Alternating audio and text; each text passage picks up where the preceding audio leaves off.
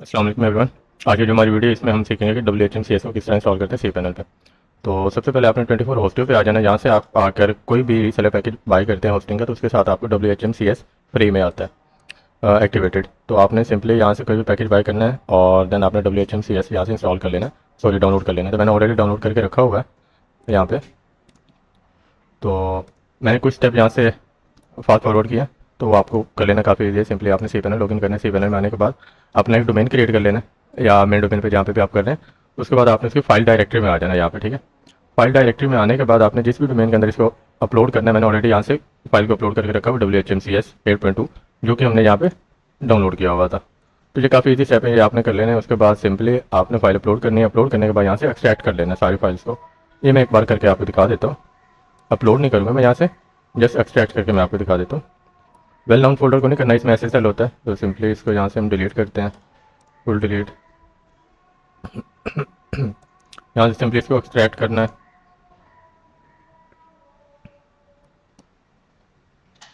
Extract होता है उससे पहले हमने कुछ यहाँ पे सेटिंग कर लेनी है PHP वर्जन की, जिसमें हमें जिन आईओन क्यूब लोडर चाहिए होता है WHMCS के लिए। वो हमें यहाँ पे देख लेना है कि इंस्टॉलेशन है कि नहीं। जैसे यहाँ पे इनेबल नहीं है एक्सटेंशन, तो हम इसको इनेबल कर लेंगे। इनेबल करने के बाद फाइल इन्फो को भी हमने इनेबल कर लेना है, और देन हमने इसके अंदर बाकी कुछ नहीं करना। यहाँ पे इमेजिक को भी कर दी, इमेजेस वगैरह के लिए यूज़ होता है। और इंटेल, ये कुछ रैंडम एक्सटेंशन होती हैं जिनको इनेबल करना होता है। तो ये हमने यहाँ पे इनेबल कर लिया है। सिंपली यहाँ से हमारी फाइल को हमने एक्सट्रैक्ट करना है, और जिस भी डायरेक्टरी के अंदर किया होगा या सब डोमेन के अंदर, उसको आपने सिंपली कॉपी करना है। कॉपी करने के बाद यहाँ पे पेस्ट कर देना। सर्च करेंगे, सॉरी एक मिनट, मैं इसका वर्जन 8.1 कर रहे थे हम। आईओन क्यूब लोडर इंस्टॉलेशन इंटेल, और यहाँ से इसको अप्लाई कर देना है हमने। अप्लाई करने के बाद हमने डोमेन सेक्शन में चलना है, मल्टी PHP मैनेजर में।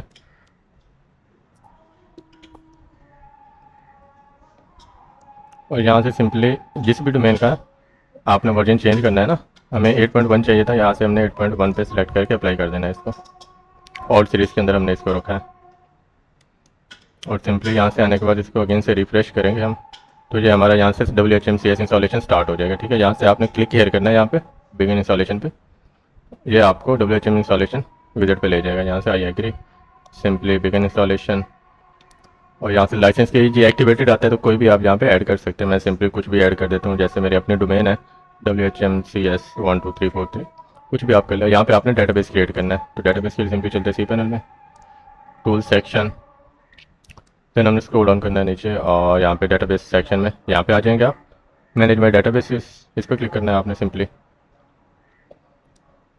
इस पर क्लिक करने के बाद यहाँ पे आपने डेटाबेस का नाम देना है WHMCS 10002, या कुछ भी आप कर लेंगे। क्रिएट दिस डेटाबेस, सिंपली यहाँ से हमने इसको कॉपी कर लेना है। ये डेटाबेस नेम हो गया हमारा। अब हमने यूज़र क्रिएट करना है, यहाँ से बैक चलते हैं।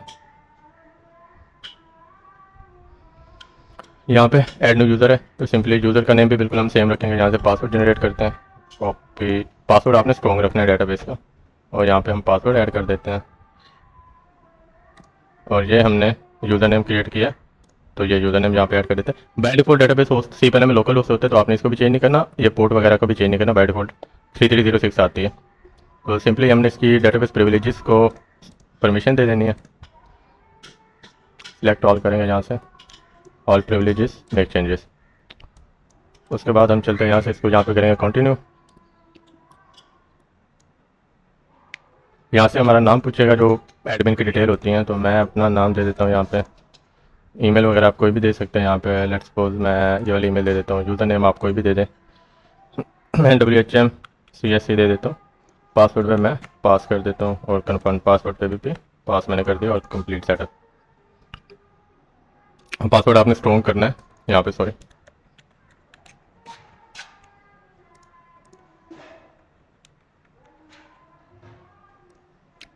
कंप्लीट सेटअप पे क्लिक करेंगे, इंस्टॉलेशन आपकी यहाँ से मुकम्मल हो जाएगी। अब इसमें एक और स्टेप आपने ये करना है कि जो इसकी डेली क्रोन जॉब होती है, इसको सेटअप कर लेना है। तो सिंपली टूल सेक्शन में आप आएंगे।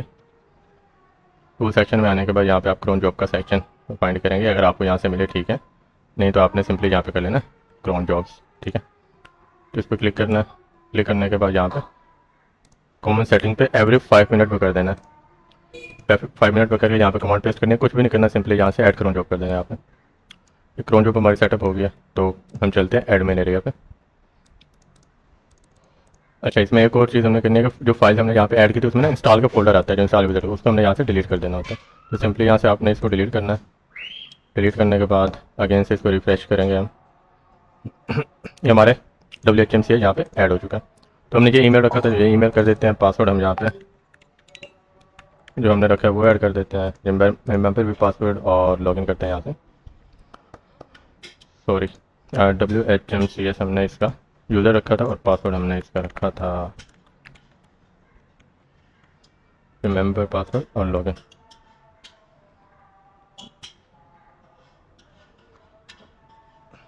ये हमारा WHMCS इंस्टॉल हो चुका है। सिंपली ये एक फास्ट फॉरवर्ड वे है कि आप किस तरह WHMCS को इंस्टॉल कर सकते हैं।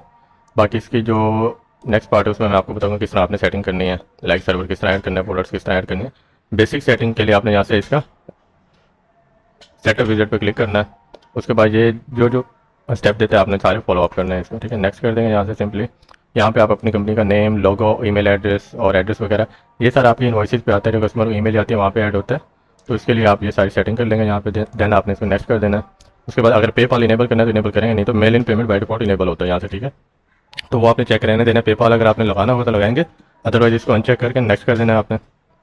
और देन फिर आपने इनोम जो डोमेन रीसेलर है उसका फ्री अकाउंट यहाँ से बन जाता है, तो वो आपने बना लेना है डोमेन वगैरह के लिए। जो आपकी वेबसाइट पर डोमेन वगैरह कोई भी सर्च करे तो वो अवेलेबिलिटी चेक करवा देता है, तो वो इनोम से इजीली हो जाएगी। चाहे आप कहीं और से भी बाय करें, लेकिन इनोम का कर लीजिएगा, उससे ये होता है कि आपकी डोमेन अवेलेबिलिटी वेबसाइट पर इनेबल हो जाती है। तो देन इसको यहाँ से नेक्स्ट करोगे आप। सिंपली नेक्स्ट करने के बाद यहाँ से अकाउंट क्रिएट करना है, तो मैं स्टेप को स्किप करता हूँ। आप सिंपली यहाँ से क्रिएट कर लोगे तो ऑटोमेटिकली क्रिएट हो जाएगा।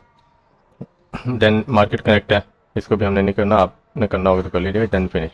ये बेसिक सेटअप है। बाकी इसके अंदर प्रोडक्ट्स किस तरह ऐड करनी है और सर्वर वगैरह किस तरह ऐड करना है वो नेक्स्ट वीडियो में